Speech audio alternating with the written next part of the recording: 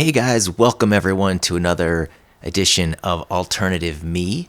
My name is Jack, and this show is all about me and my adventures and experiences in the world of alternative music. Now, today's episode, I want to talk about a band that one of the earliest bands that I got into when I started listening to college radio and indie rock.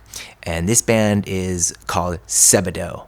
They're from Boston, and they are another band that formed from another band, like a branched off, like a spin-off from another band. There's a band called Dinosaur Jr., who I'm sure you're familiar with. And Lou Barlow was the bass player of Dinosaur Jr. He split off, formed Sebadoh, and he was just a really, really strong and innovative songwriter in his own right. Now, the original lineup of Sebadoh that I first got into was Lou Barlow, Nick Gaffney, and Jason Lowenstein. And all three of them were multi-instrumentalists. So any one of them could play any instrument during a show. They would switch back and forth. But mostly it was Lou Barlow on guitar and Eric on drums and Jason on bass. Lou Barlow really wrote some really, really great songs, particularly his lyrics for that time period in the 90s when the emphasis was on loud guitars, noisy guitars. A lot of times lyrics, not melody, but lyrics a lot get lost in the shuffle. And I think his really, really stood out as just kind of timeless, just really, really strong songwriting in the tradition of like the 60s and 70s, bands like Love or the Beatles or something like that. I'd compare him to that. That good. My first time I saw them was at a club called Maxwell's, which is in Hoboken, New Jersey.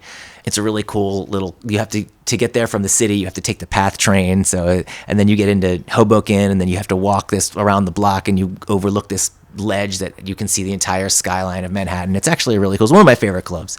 And there was a really good record store around that was on the way to Maxwell's called Pure Platters, which, of course, neither of them are around anymore, unfortunately. But that's kind of the point of my channel, right? And this club was really, really small, and this was kind of maybe their first show from after getting kind of this big buzz around them. So it was absolutely packed. It had been sold out, for months.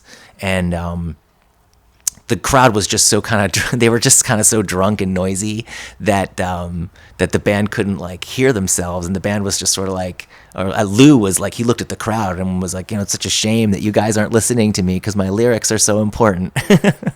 It's a shame you can't hear anything. So I thought that was kind of funny. They were really great.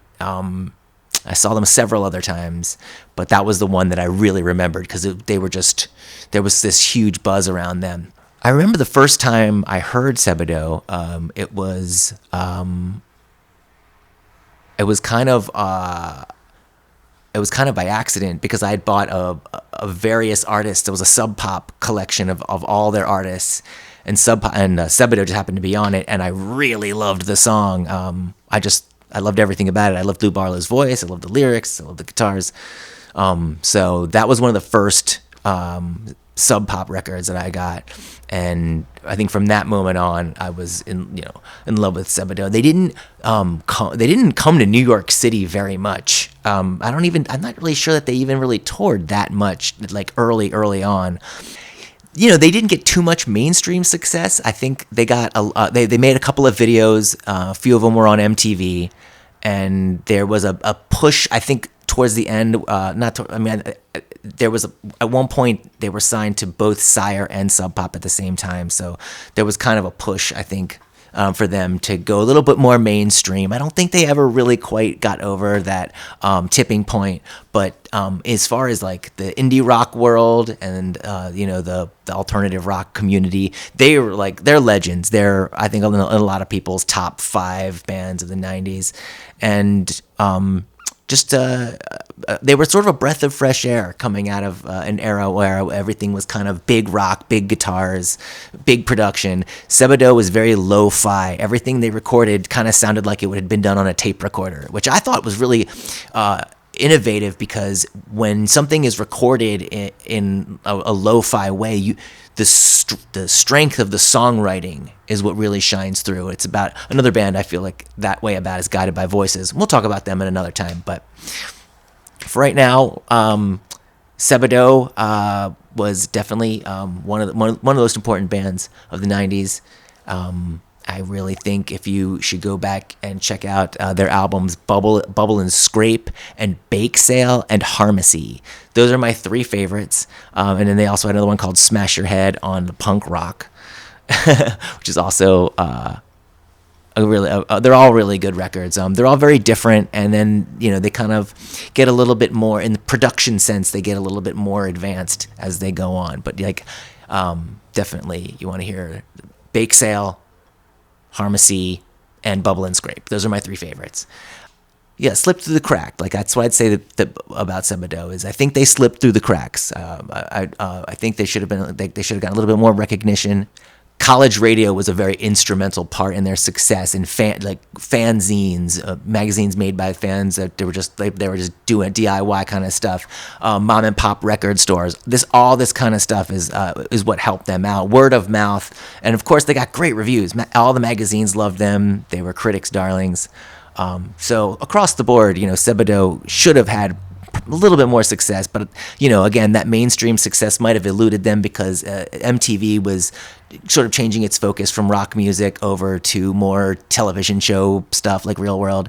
So a lot of that could have had a lot to do with it. And they also, they matured as a band. Their sound changed. The members changed as well, which I always think is that's kind of a big factor. But Lou Barlow was always the driving force behind the band. Yeah, so that about wraps it up. What I think about Sebadoh, I love them. If I could recommend 3 albums, it would definitely be Bubble and Scrape, Bake Sale, and Harmacy. And I'm going to close out this episode with another ukulele cover. This one is from the album Bubble and Scrape, and the song is called Soul and Fire.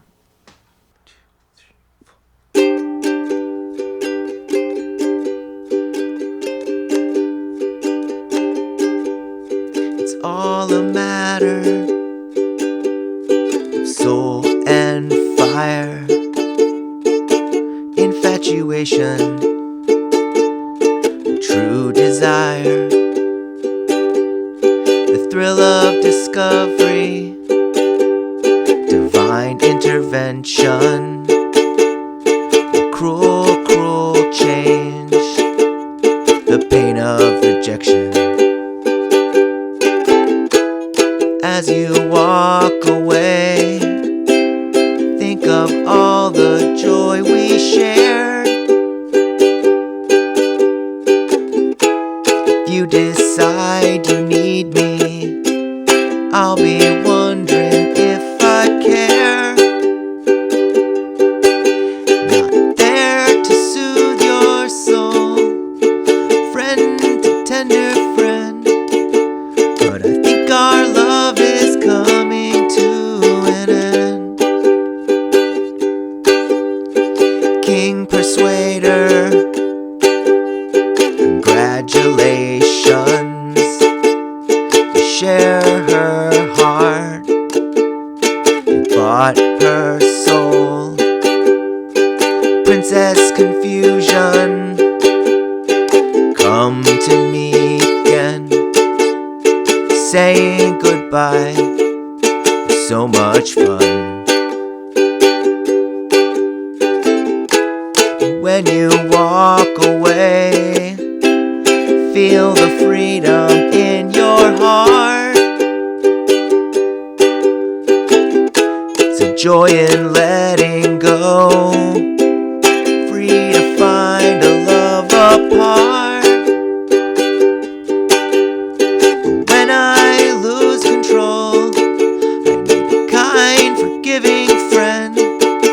But I think our love is coming to an end. I know our love is coming to an end.